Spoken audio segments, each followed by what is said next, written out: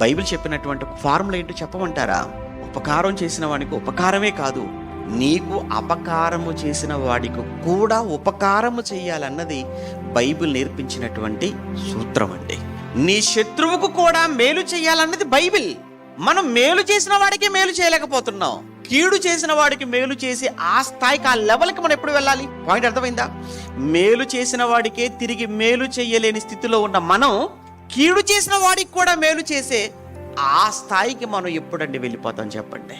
ఒక్కసారి మీకు మేలు చేసిన వారు, మీకు మంచి చేసిన వారు, మీకు చేసిన వారు, ఎలాంటి వాళ్ళ కోసం మాట్లాడగలం? ఎలాంటి వాళ్ళ కీడు అనుకుంటాం?